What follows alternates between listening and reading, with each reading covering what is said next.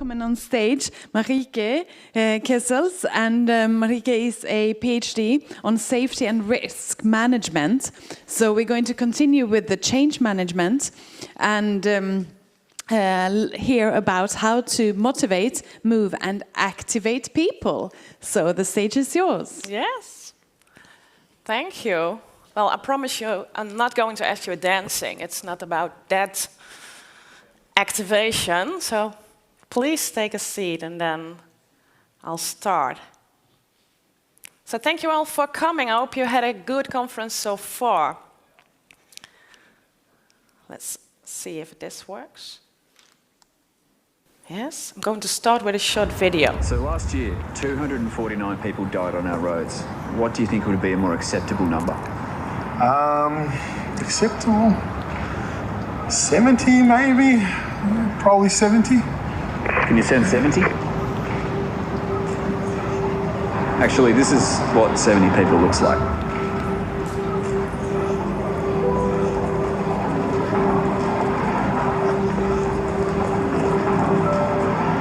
It's a family. So now, what do you think would be a more acceptable number? 0. 0.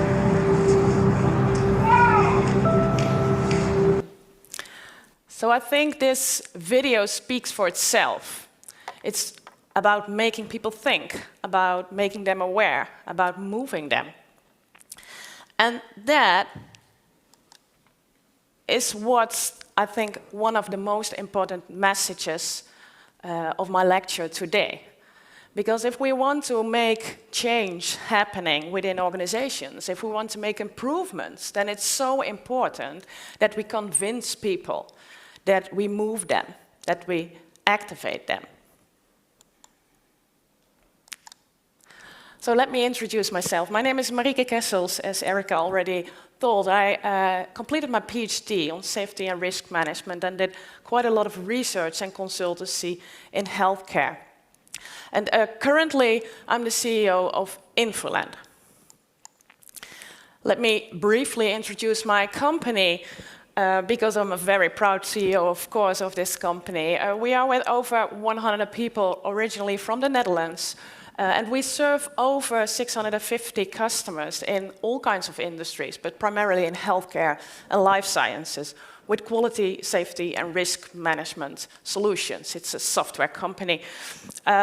We actually serve our customers we support them in their process of continuous improvement and change.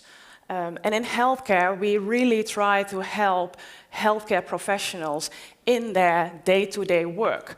So we serve them with up-to-date information in terms of work instructions, procedures, policy documents to achieve the quality and safety level they want to achieve, to make it possible to report and learn from incidents, to conduct audits, to manage risk, and most important for today, to raise awareness and to move people in the organization. As of today, I will elaborate on a few topics, and most important thing, as you can imagine through my introduction, is behavior and behavioral change. But I will dive into the social sciences that can have an impact on this important topic. I'm going to talk about social or behavioral contagion and about informal leadership. I'll start to talk about human behavior, and that's rather important because it is the people that determine the success of an organization. And it is the people that are really important when implementing changes, as we saw in the beginning in the video. We have to make people think differently sometimes. So let's dive into the behavioral sciences and some of the behavioral models. There are plenty of them. There's been lots of research on behavior, human behavior, behavioral change and change management in general, of course. I just included some of the most famous models, and all the references can be found at the end of the presentation. To begin with the right two models, the two models on the right side of this slide, they are about the behavioral change model, the most important factors that will affect our behavior, the human behavior in practice. More on that later in my presentation. But the left one is quite important as well. That's the so-called transactional model of behavioral change. It states that behavioral change does not occur instantly. We humans do not change our behavior overnight. It takes time to change the behavior. We have to go through different stages. And one of the most important insights that we can gain from this model is the fact that we have to take care of maintenance. We have to put some effort in this maintenance when we try to achieve behavioral change to make sure that we really persevere this new behavior that we did adopt. And I think, in my opinion, what all these behavioral models have in common, and as I said before, there are lots of them, so I only included 3 of them, is the fact that behavioral change is about change of thought. We have to make people think in a different way, at least some of the people. So let's elaborate on that. And then we have some important insights from the behavioral of the social sciences. And the one I'd like to start with is herd behavior. We people, you people, behave like herds, especially in large groups. And social sciences, when they talk about this herd behavior, they are referring to the fact that we people do not take decisions, or at least not all of our decisions, independently. We take our decisions by observing the group behavior and copying others, even imitating their behavior.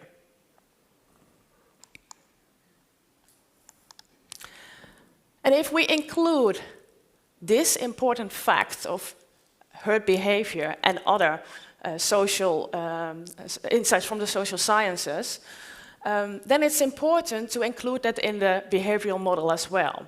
So this is the behavioral model it's a slightly adapted behavioral model we use in our consultancy and in our solutions as well. And I'll elaborate on that in more detail. So on the right side, we see the actual behavior that we see in practice, the way a human acts.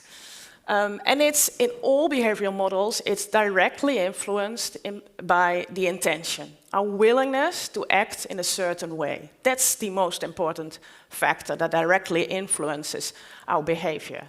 And then, as we saw in the behavioral models earlier on in this presentation, there are three important factors that determine this intention.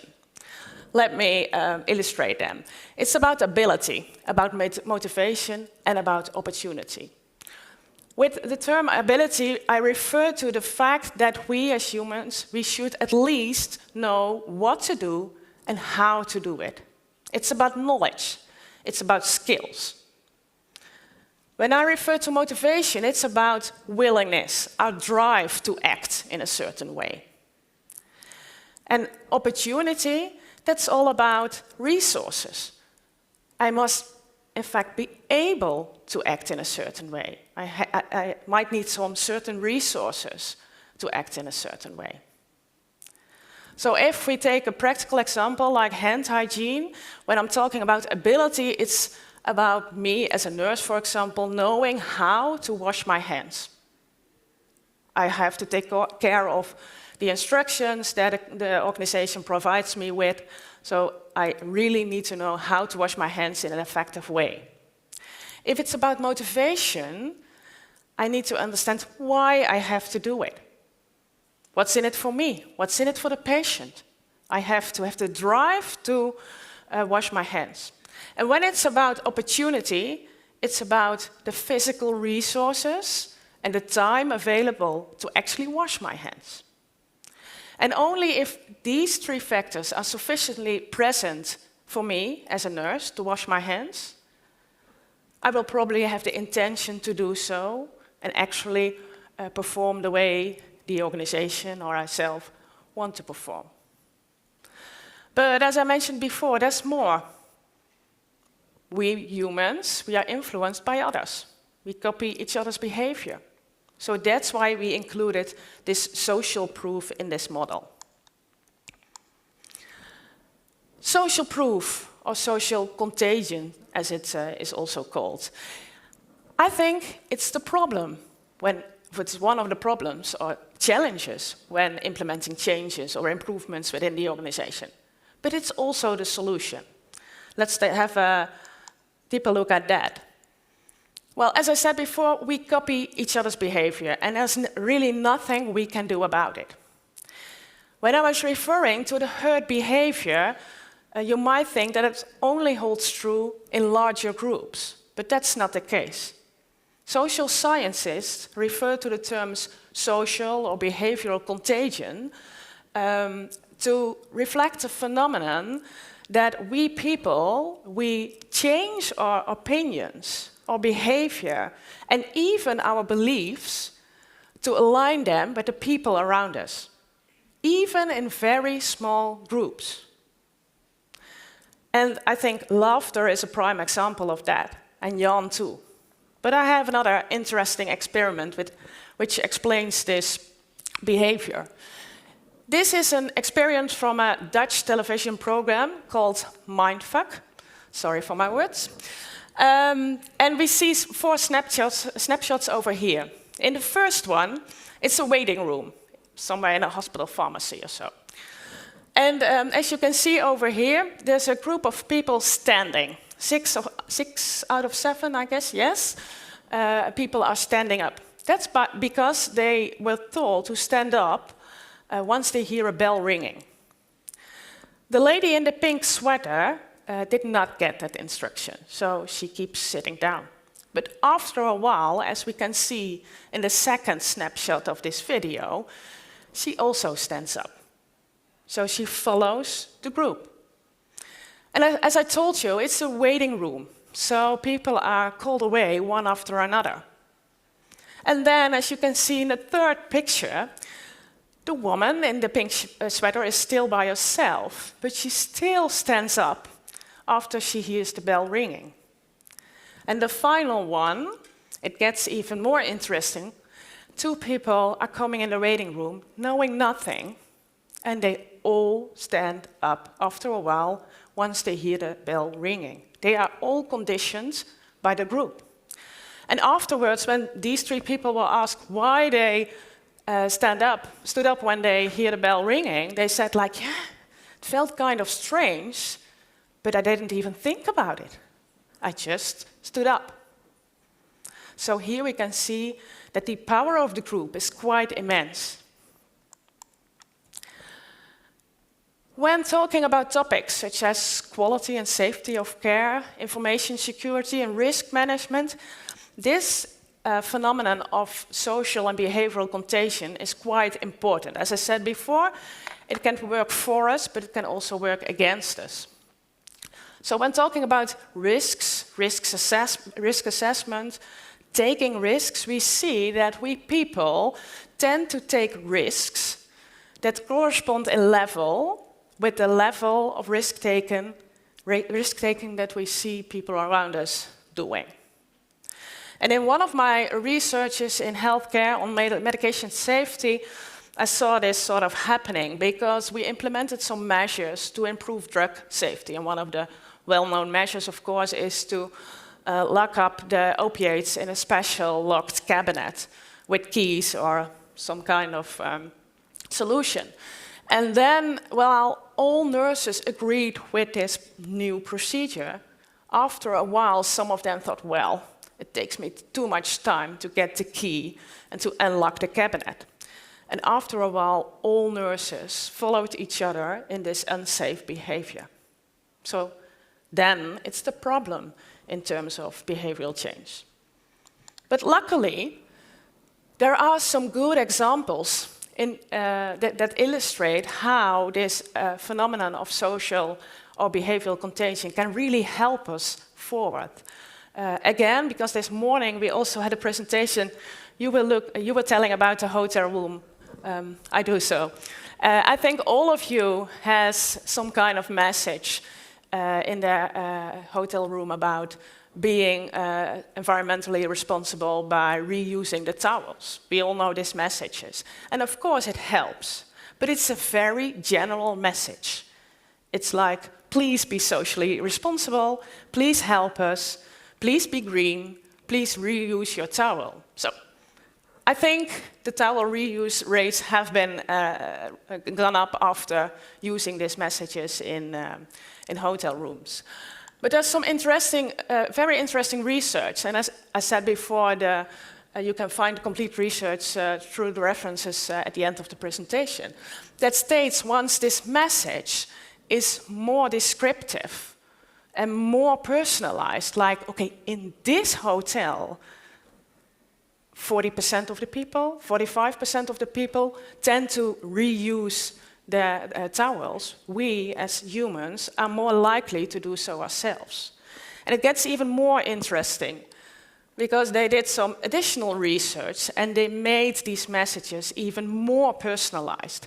And then it says, hey, Marieke, in your hotel room, the reuse percentage, the reuse rates is 72%. And then I'm quite likely to reuse my towels myself as well. So the more personal, the more descriptive this message gets, the higher the chance that I will reuse my towel. So this is what is called social proof. We tend to copy the actions of others to display the accepted or correct behavior thanks to this social normative influence. It's quite interesting. Another example in the way we can use this social science insights. Like information security, it's a very tough topic for organizations to work on in terms of awareness and changing human behavior. And in my opinion, we can really use these social sciences and social contagion insights to make some progress in that as well. Because what would happen if everybody around you had a clean desk? Would you tidy up your desk as well, or not? So behavioral contagion, social contagion, well, it's quite contagious. So it's the problem, part of the problem at least, but also the solution. So far we have learned that we people copy each other's behavior and that we can really make some progress in change management, in implementing improvements, if we use this phenomenon. The final part of my presentation, I'd like to speak a little bit about informal leadership. I don't know if it's hard to see or not at the back of the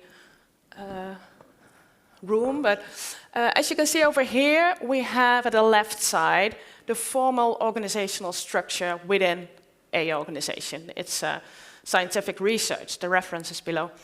And we see Mitchell over there. He's not the CEO. He's not part of the higher management. He's not a team lead. But as we can see on the right side, he is quite important in this organization in terms of the informal structure. It's the one that retrieves all information. It's the one that's quite important for spreading information.